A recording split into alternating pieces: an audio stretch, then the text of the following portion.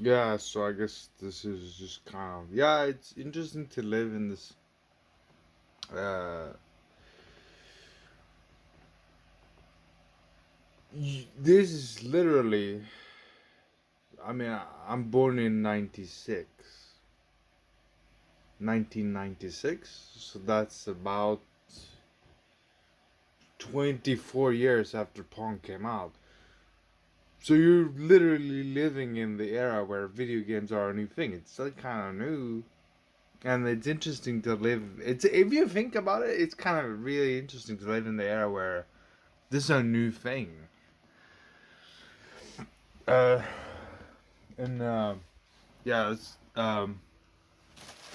Wired, for example. This PS2 is like 25 years old now.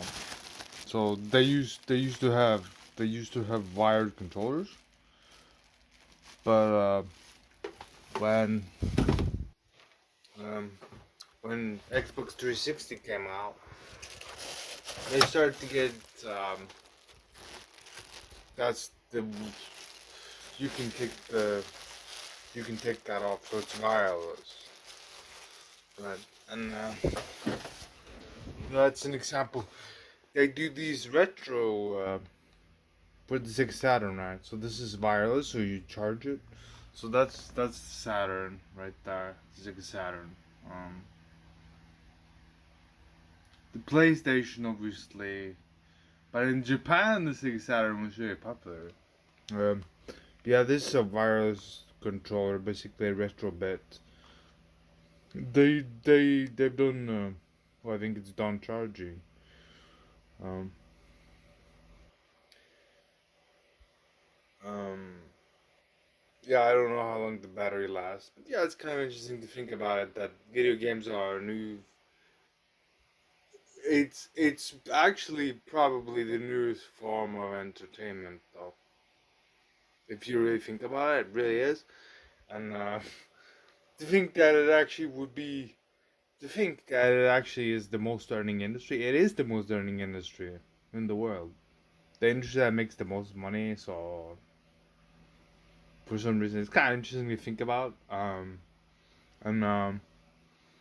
yeah, video games. They brought they brought people a lot of joy. I mean, I literally heard um like on a PlayStation video, I think it was like PlayStation anniversary, like a guy actually said, he said like, yeah, if it wasn't for gaming, I don't think I'd be alive. Person actually said that, so that's kind of and I mean, um yeah, multiplayer is really fun, like more than one player. But of course, yeah. Um, but ever since they jumped from old screen to new screen, they start to do a lot. Like they start to have like um, they kind of start to have a lot more multiplayer games in a way, and not a lot of like story games. But I might be wrong about that. But the most popular games tend to be multiplayer games. Maybe it's always been that way, or maybe not. Um, it depends on what kind of um, what era it was, or what place it is, or whatever it is. But yeah, it's interesting actually. Um, this is like, yeah, video games are still kind of a new technology in terms of like how long it's been around, and it's kind of interesting if you think about it. In that kind of way. Retrobit is really nice though with the wireless and stuff like that. Even for the NES right there, the black adapter right there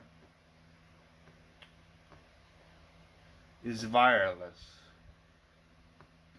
So they've started to do that. Yeah, Sega Saturn is and even yeah, basically it also can play burnt discs with some sort of a hack. Um, yeah, the Saturn was really interesting. It had a lot of good games in Japan. I wonder if they translated them to English. Saturn was really more popular in Japan, but I wonder if they've translated a lot of those games to English. I'm not sure because this burnt game right here is not in English. It's not.